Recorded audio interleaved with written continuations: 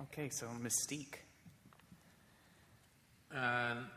Initially, when you're dealing with a nude that you've got to put on screen without running into trouble, we have to cover all her bits and pieces, Naughty bits. and stuff like that. So we had you can zip to the next one there. We had to establish on the body where we could put these materials.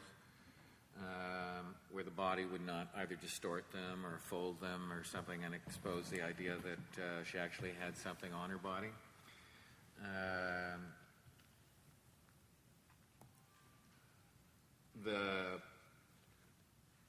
Maybe I'm not supposed to mention these sorts of things, but what makes this panel a little different than others, we physically have to deal with the reality of the day, the reality of the actor. The actor has to arrive in the morning and actually do their work and do things like go to the bathroom. We were all surprised discussing the connections between the panels that the designing the crotch was a major issue for both characters. It's a major thing for all of us. Fashion, you have a zipper in your pants or an elastic, and it's all designed so that you can get to the loo quickly when you have to get there and do your thing and not destroy your clothes. And not look bad. In this particular case, she's nude. She can't be nude with a nice little pair of panties on. She can't be nude with nude is nude. So, and there was nothing really that would solve that particular problem. And it brings me to the reason I took the movie and took this character, because we had developed the silicone. I've spent much of my career developing silicone technology for my industry, and now it's pretty much generally used all the way across the board around the world. But this was one of the early applications of that, where we were stretching its application, trying to find its parameters. And in this particular case, which I find interesting relative to this show and where we're sitting here, is that our approach to it was as a fabric, as a costume. I've always had in my studio a full wardrobe department and cutters and sewers and stuff like that. And this particular case, it was fascinating for us to explore the idea of using flat surfaces like a piece of fabric and putting them over her body, as opposed to, in my world, you normally cast that actor and you have compound curves, and you sculpt over those compound curves and create new compound curves, and the piece that is supposed to go on there has to go in exactly the right place, or it doesn't work. In this particular case, we didn't body cast her at all. We cast her breasts because they were very three-dimensional.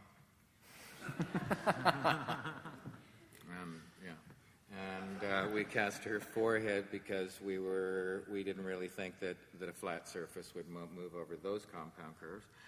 But all the rest of it was made as flat surfaces, and also the material was applied to the body in a stretch.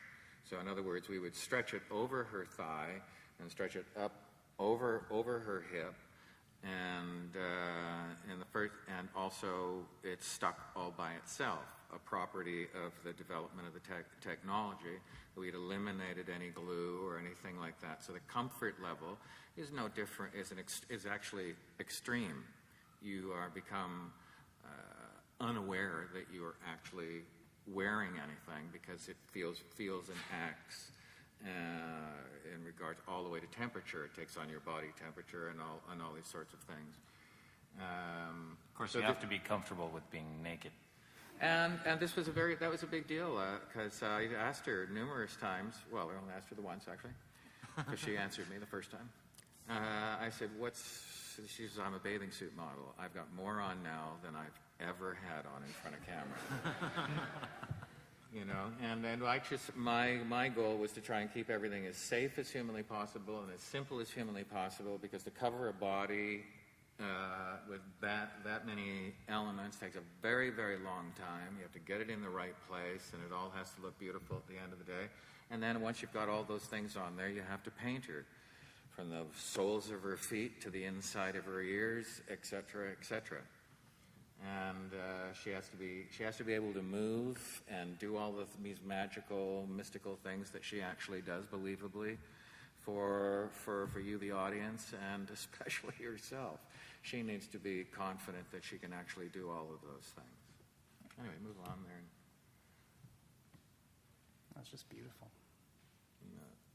Beautiful. You can see there are elements like you can't put something here because the moment this moves, there'll be a fold. So we just zip over to the other side. So wherever there's a stretch, it all works. Wherever the material was stretching, it all worked fabulously.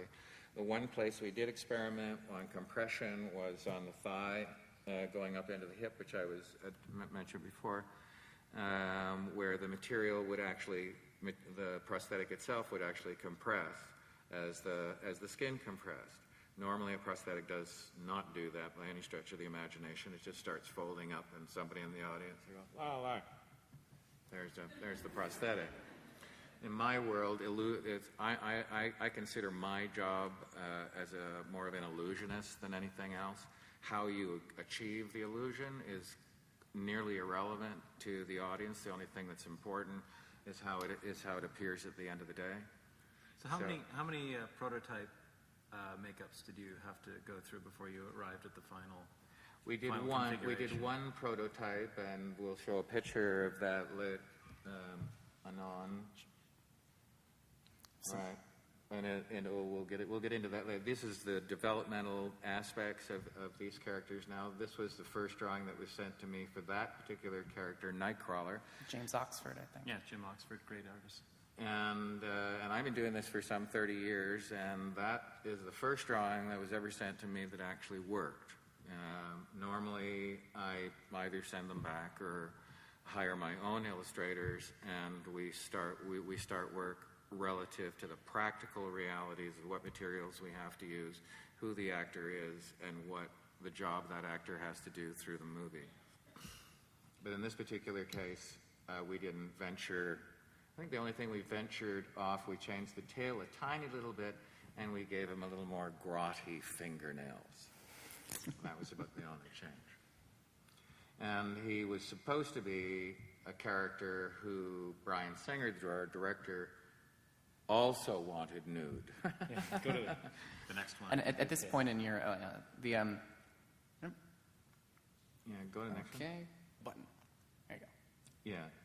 Oh, it's still got pants. I think Because he was a character not unlike all the characters we've seen today. They are buff. They are like how you just dream of yourself as you're walking down the street before you look in the window, you know, and see who that really is. Were Wolverine and Cyclops also suggested to be nude? No. all nude X-Men all the time. But this particular character, Triple X-Men. but this one was physically impossible. From a design point of view, it was physically impossible. I couldn't put a tail on him without giving him a nice Kevlar diaper that the tail could connect onto.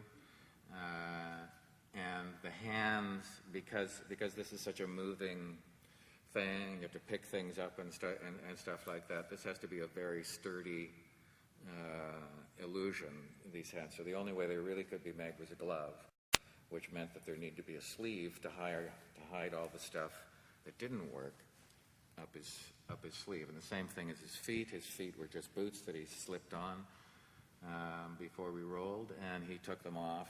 And in fact, I have all the prosthetics that I built for that thing, and we never lost one single prosthetic. I still have them. They would never have to rebuild prosthetics after that. A product of modern technology.